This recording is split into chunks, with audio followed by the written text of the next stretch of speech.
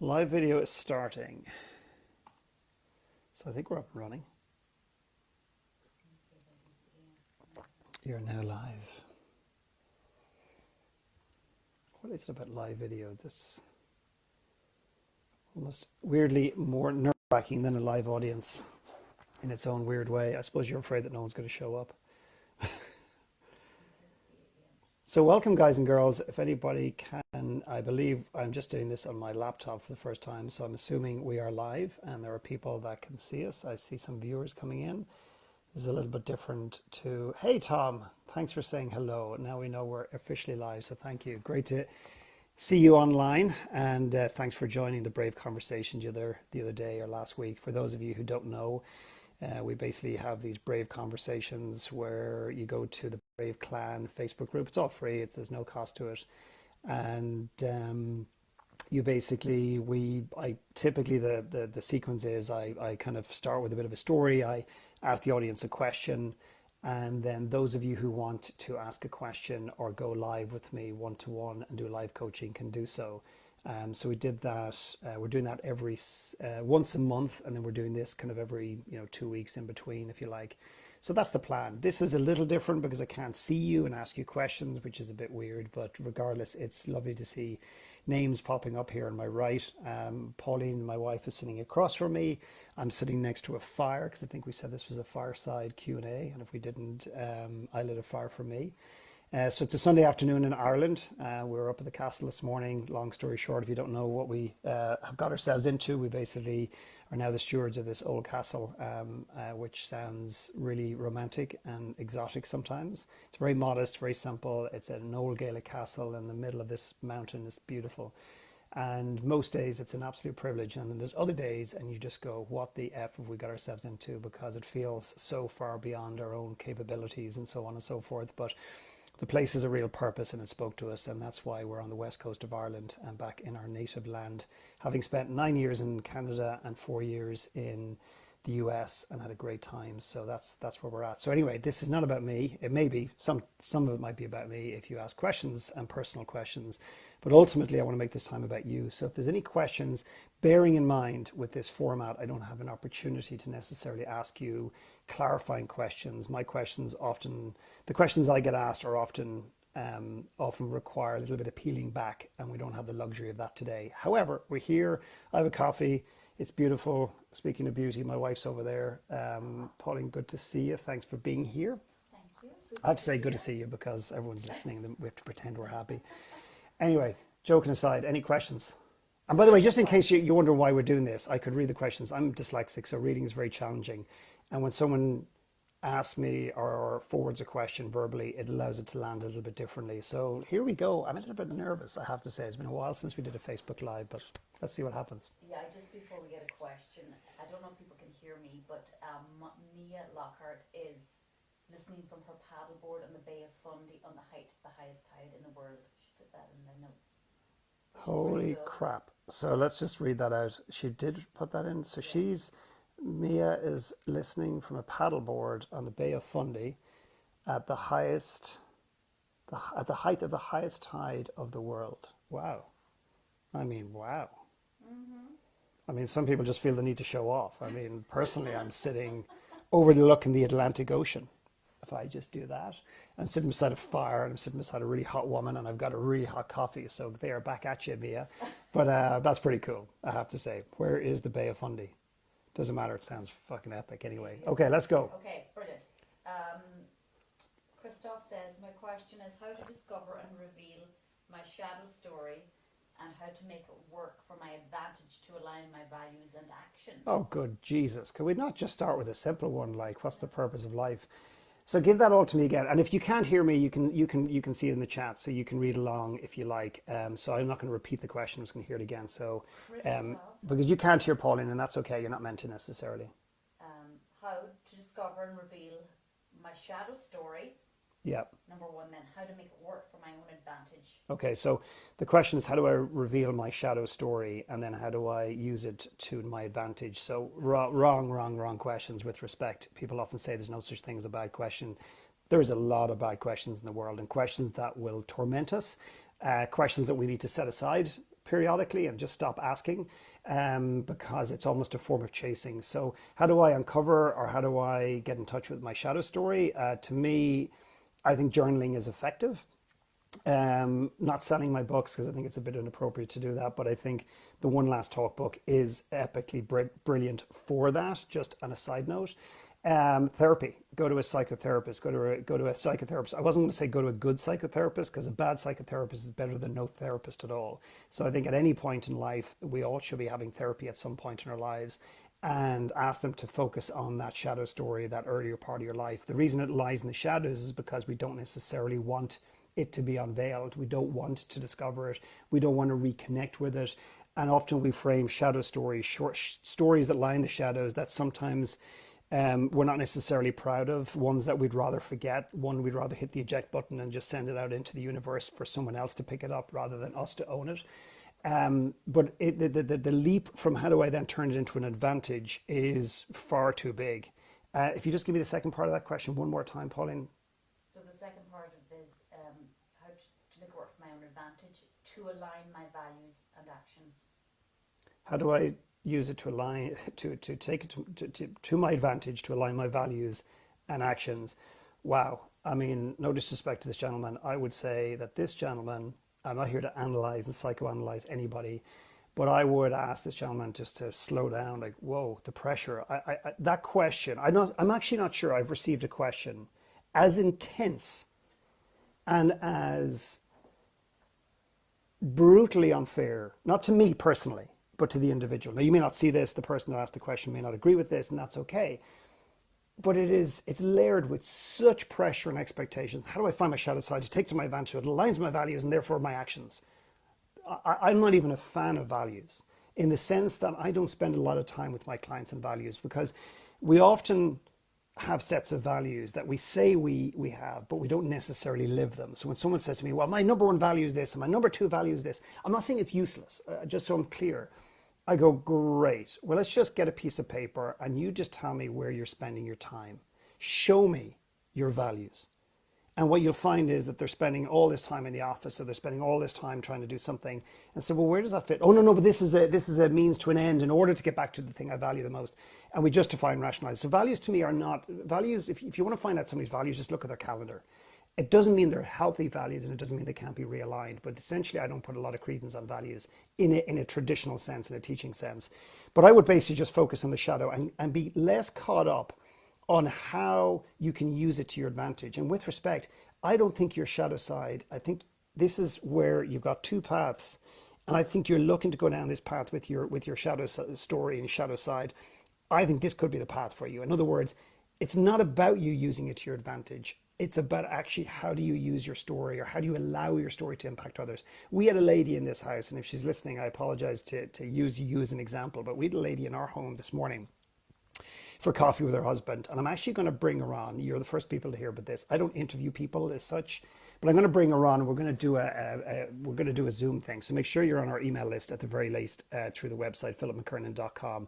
And she basically had a part of her body removed in her face because she got cancer. And for anybody having that sort of traumatic impact to your physicality, to something that's such a part of your identity, your face, I think particularly for women, men and women, but I think particularly for women, this is her words, not mine. And she had no idea where this was going to bring her. It started with a little mark on her nose. The doctor sent her to scans and everything else. And before you know it, she has a prosthesis on her face, etc. She's an extraordinary woman. She has more speaking events than I do right now. She's more speaking events than I've done the last couple of years, forget about COVID and everything else. And I say that to kind of illustrate that I'm apparently a speaker, and I don't speak a lot, don't want to speak a lot necessarily. But she's now speaking to groups of doctors and nurses and people, and they want to put her on podcasts, and they want her to be the face of literature and everything else. But it all unfolded naturally. The thing that has been the hardest thing for her to navigate in this world, her almost her own mortality she had to face on numerous occasions, etc. Her whole physicality, her whole identity, her whole self-image, or all of this stuff. And now she finds herself almost organically So I would focus, I know this is a really long-winded answer, focus on the shadow story. Don't worry about how it's going to impact you in terms of taking advantage, and allow it to inform you. When we bought the castle, and I say bought because that's what we did, we bought the castle. But we had it all wrong. We had it ass ways. We had it upside down. We thought we were going to be the masters. We were going to have the vision. We were going to drive it. And yes, there's a vision required. But then we realized actually we're just passing through. We're just a speck in this 6, 7, 800-year-old castle's life and the grounds and everything else. And that actually it has the plan, it has the strategy, it has the vision. Our job is to shut up long enough to allow it to inform us and hopefully hear what it's saying and implement that. So there's a lot in that. Didn't maybe answer the question clearly, but I'm going to leave it at that for the moment. Anything else, Great. Pauline? Oh yeah, there's some really good questions. Not that there's any bad questions. Any tips for finding your purpose? I hate tips. I hate tips.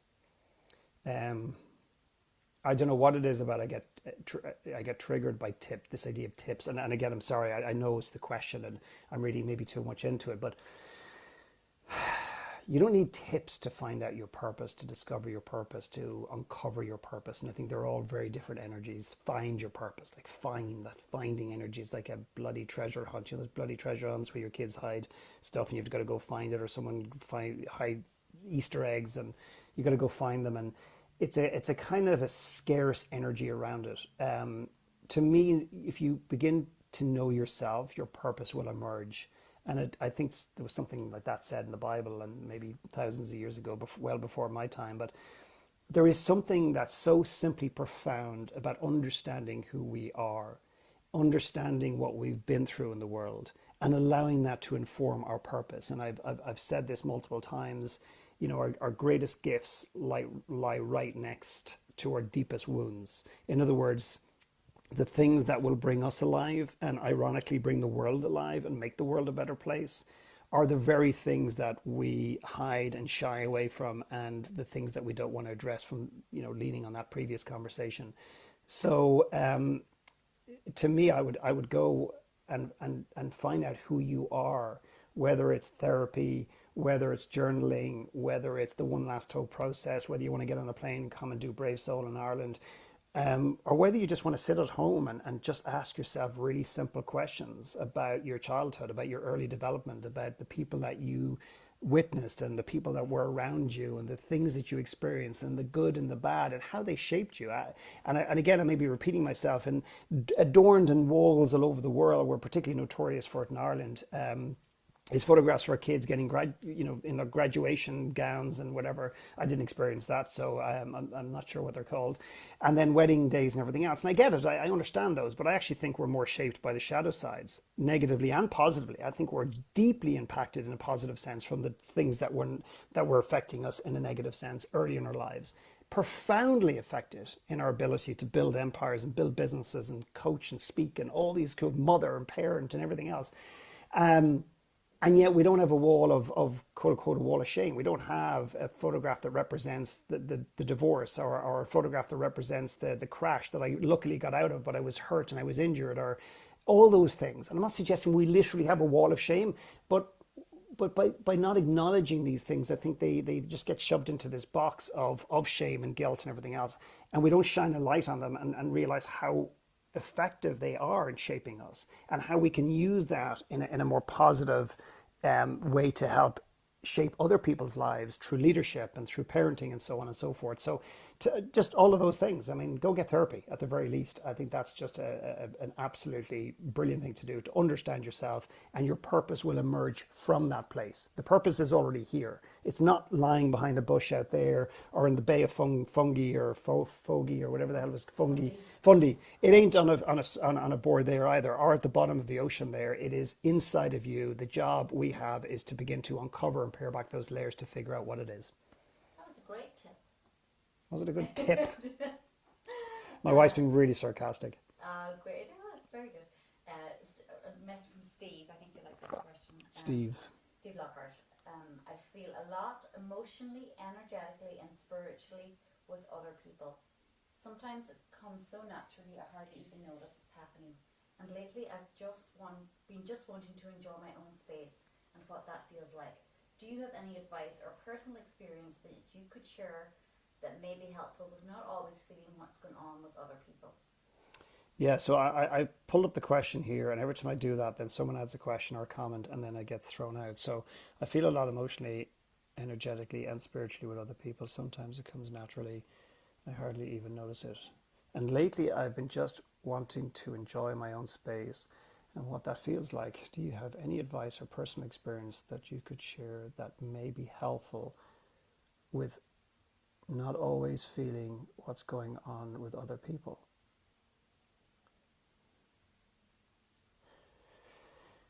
Sorry, Steve. With respect, it's a challenging question because I'm not sure I entirely grasp the question itself. So I think it is the latter part of it's really important. And lately, I've just been wanting to enjoy my own space. What I feel in the question is a little bit of a conflict emerging between wanting and being and almost and lately I've been wanting to enjoy my own space. So that's a kind of a deep desire. I would say if I had to just be a little bit speculative, I would say that's your soul or your heart saying, hey, buddy, I just want to take some time and let's just enjoy us, meaning you and your soul almost, right? And this pressure that you put upon yourself to feel and to connect with other people on a deeply spiritual sense.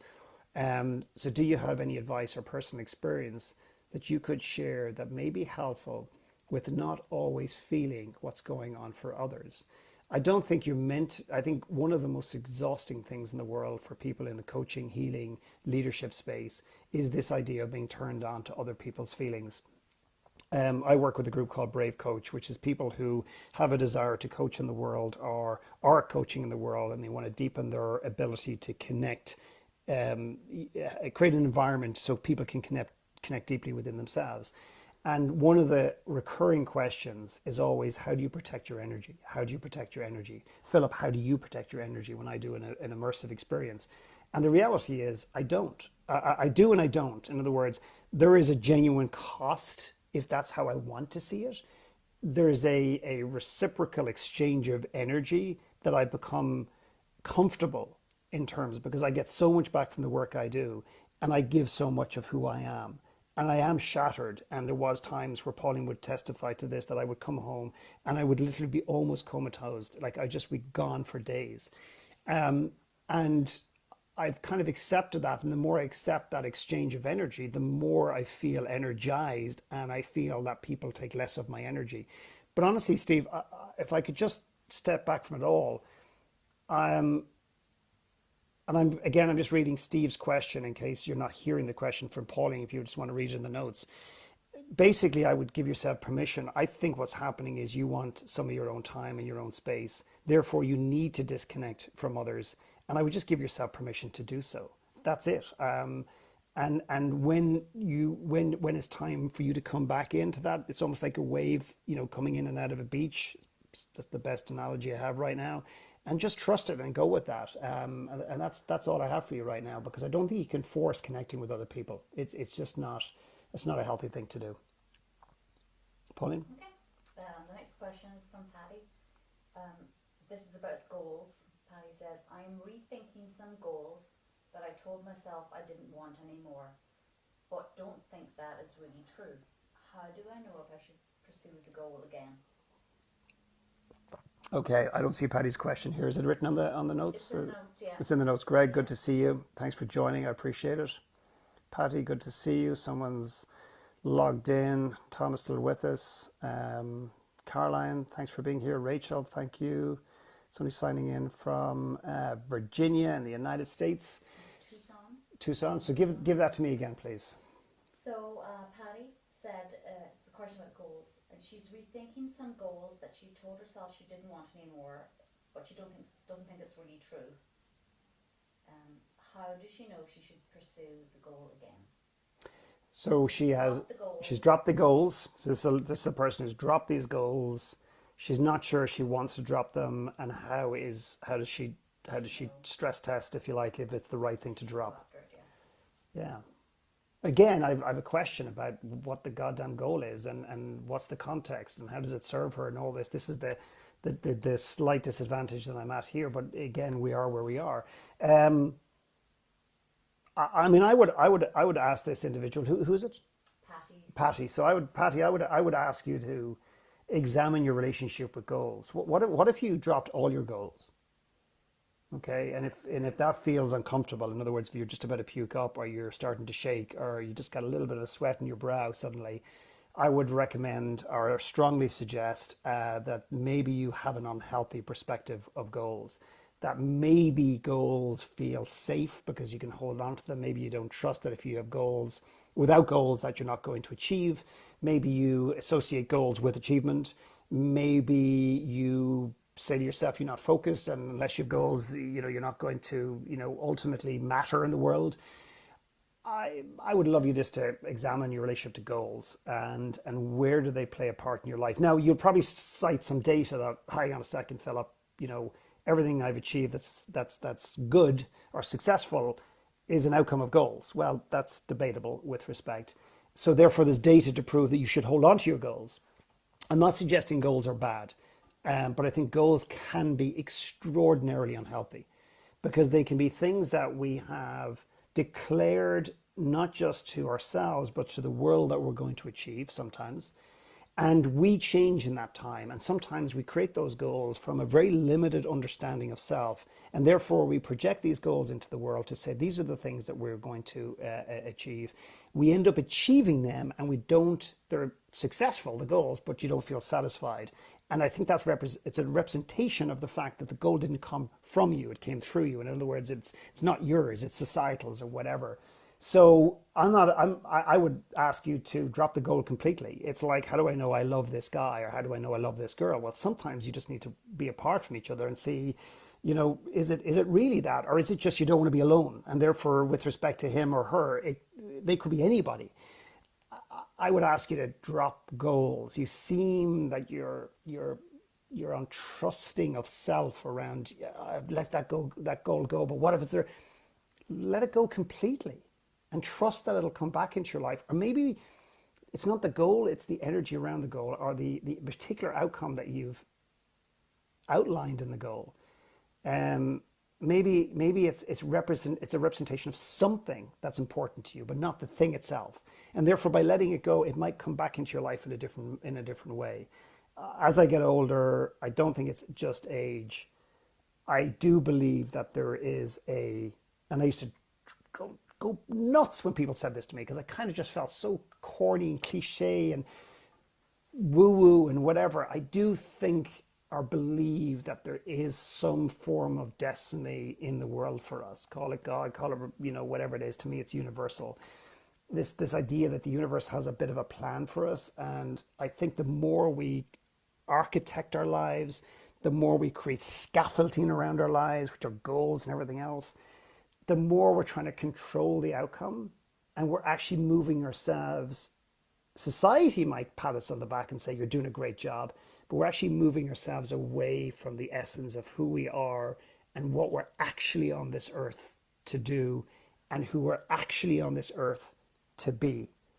And goal setting can do that. It certainly did that for me. So I would ask you to drop all your goals and come back and revisit them in 6 months. And if that's really uncomfortable and you want to vomit, then I would definitely do it, because it's indicative or an indicator of the fact that there's an unhealthiness, a lack of trusting of self, unless you have goals to go with them. Anyway, hopefully that gives you something to think about. Okay, ready for the next one? Yes. Okay, I think Yelena is the name. Any tips on how to control an overactive mind, especially during the night? Any tips on how to control an overactive mind, particularly at night? Who's this? I think Yelena, I think. Yelena? Jelena, If that's the wrong pronunciation, just blame Lee. Oh my God, you are a great healer. Oh, Lee, that is just incredible. I'm sorry to emphasize his name amongst others, because then you might go, okay, Lee's obviously the man. Lee was our guide in India when we went to India, and he is the first and only human on earth that I believe, and Lee, I'm sorry if I butcher this, touched my feet, which is a form of respect, but it made me really uncomfortable. And I remember doing the same to him at the very end of the trip. And he also said a beautiful line that's in the documentary Give and Grow that we shot: soul to soul, soul to soul. Lee, if you're watching this right now, my friend, that is amazing. He's also the guy that I asked him if he didn't mind not giving us as much information, because the work that I do is allowing that intuitiveness out. And yet he's so proud and excited about his beautiful country of India that he gave us so much information. And I was trying to slow him down, but I digress a little bit. But Lee, so good to see you. Um, so, how do you, I mean, the question is the answer, and the answer is the question. I mean, guys and girls, how do you control a mind? An overactive mind or any other aspect of your mind? You don't control it. I think that's the problem. I think control is part of the problem. I would say if you have an overactive mind, I would say that it's nothing to do with tips and tricks about how you control it, because I don't think you will be able to. And you have more influence and control over your mind than you do about anything else, because to me it's just a computer. It's just a piece of hardware. To me it's the mind is really active, obviously, with this individual, like super active. And it would be easy for me to say meditation, have a journal beside your bed, so when you wake up and you think about something, write it down and everything else. I would, with respect, if this was a one-on-one coaching environment, I would say forget about controlling your mind for a start. Forget about an overactive mind, second. Forget about the fact that it emerges at night, third. I would say tell me about your life. What's going on in your life? What are you getting to and what are you not getting to? Where are you showing up and where are you hiding? And I don't mean that in a judgy way. Please don't take that in a judgy way that now I'm putting you under pressure. Where are you getting joy? Where are you getting happiness? Where are you being heard? Where are you speaking up? Where are you being disrespected? Where do you feel you're coming alive? Where are you not? Where are you using your physicality and where are you not? All of these things, in my experience, peace of mind is one of the greatest indicators, or a lack of peace of mind, about the life we're living. It's a kind of an indicator into, it's a kind of a barometer into what's going on in our lives. And if there's an uncomfortableness, an unease within us, yes, strategies and different things. I mean, meditation and all these different things that can help for sure. But they're often, or sometimes, I'm not willing to take the risk either way, that they're just there to almost mask or help us cope. This fucking idea of coping with stress or coping with whatever. I want to get to the core of what's going on and see if we can release that valve a little bit. So with respect, I would focus more on what's going on in your life, which I think is the busy overactive mind is a byproduct of that. And examine some of that, make some adjustments in your life, make some changes. Did I use the big C word? Yes, I did. Because we all want change, but we don't really. Certainly our families don't want us to change, that's for sure. So I would ask you to examine what's going on in your life rather than the strategies of nighttime. And there's magnesium and light blocking glasses, and all these things do help. I try them, I do different things myself. But I don't think anyone, well, that may or may not actually be true. I'm not sure how people set out with the intention of these wonderful tools in the world. But to me, they're add-ons. They're not there to solve the unease within our minds. That's my experience. That busyness. I would say that you're in your head, and I would respectfully go a step further and say that perhaps you're hiding in your head, that you're actually hiding in your mind, because you don't want to drop down. And maybe you're in a job or in an environment that supports this headiness living. And if you want to live up here and you want to learn how to control, that's fine. But I would respectfully say this is where you live. This is where you become alive. Where this is where you just be and become and are. And this is where the shit happens. This is where the stuff that really happens. And this is where you get that peace, which I don't always have. But that's where I come alive. I'll move on. Okay. So a question now from Greg. Greg, yeah. Greg Wells. Tips on managing mindset during prolonged periods of intense work on a really important project with potentially huge rewards. How do we handle the inevitable ups and downs? Wow, that's a big question. Greg, good to see you. I see the question here. Tips on managing mindset during prolonged periods of intense work on a really important project and potentially huge rewards. How do we handle the inevitable ups and downs? I mean, there's so much in these questions. They're really packed with nutrients and dysfunctionality. No disrespect, Greg, and hope and opportunity. There's so much to them because that's the way I kind of work. And what I mean by that is, I think when there's a project that potentially has huge rewards at the end, we justify and rationalize to ourselves the current and imminent and automatic cost. They're going to go, yeah, yeah, no, I'm only sleeping 4 hours a night, or I'm only me and my wife are not talking, or me and my husband are grumpy, and I haven't played soccer with the kids and whatever. But oh my God, the upside of this project. Wait till you see it, Philip, whether it's financially or time off or whatever it happens to be. And I just think sometimes there's a cost. There's a friend of mine who I love dearly who wrote a book, and I obviously don't want to give away too much information, but he himself would probably say that he poured too much into this book and gave too much into this book, and a lot of I've done the same myself, whether it's in a book writing or whether it's projects or anything else of that. I do it myself. The outcome, this idea that it's going to be a huge reward, or it's going to be very rewarding, or it's going to be meaningful, or whatever it happens to be. So it's a kind of a dangerous dialogue and conversation to get into.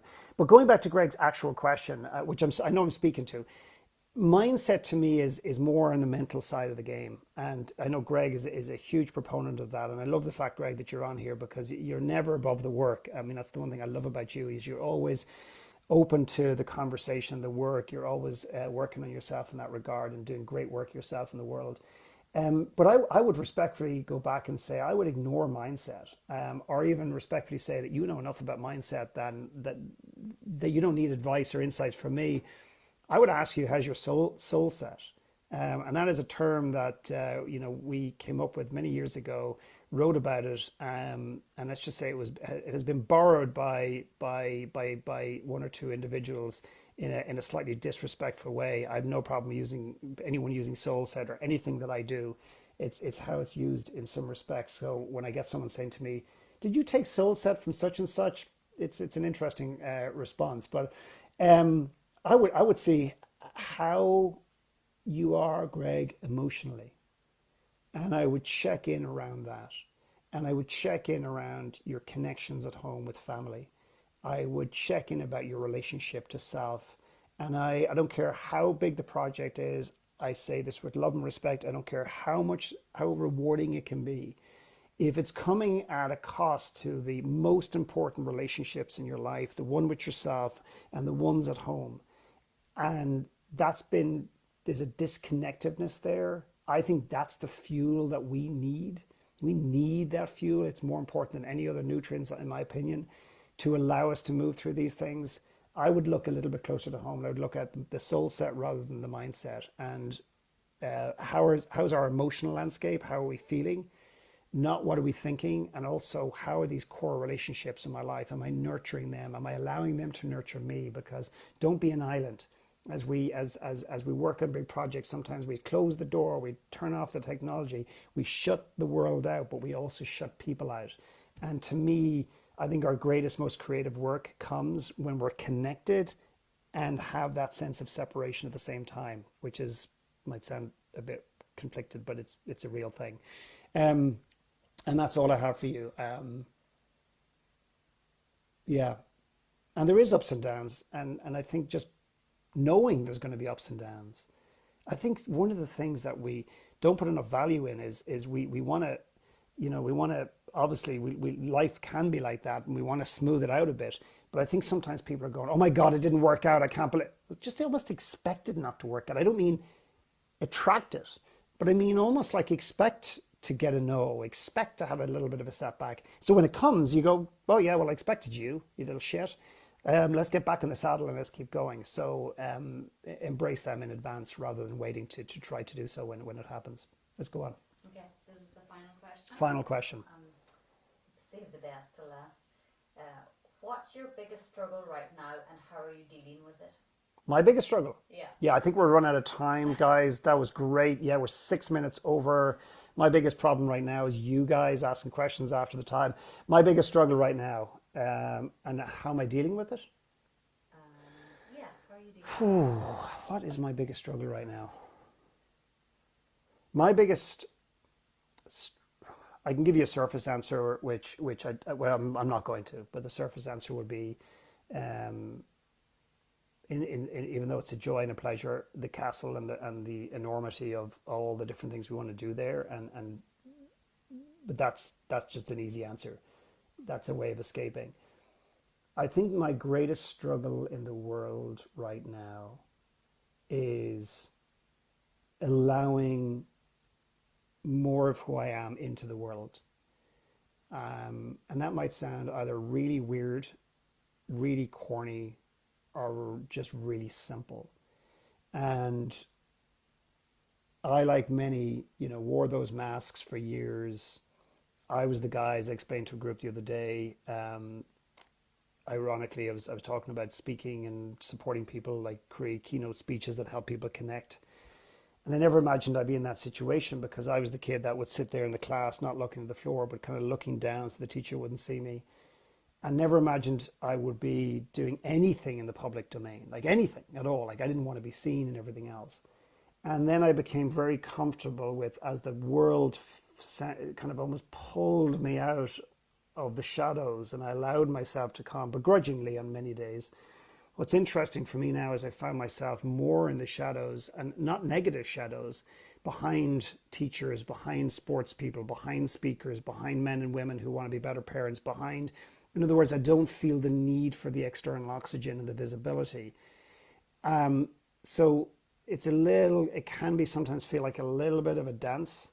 And the second part of that is there's not even a body of work, but there's a whole expression inside of me that has yet to come out and play. And I do believe I've had to simplify this, and it scares the shit out of me and lights me up at the same time. And that is, my greatest work is yet to come.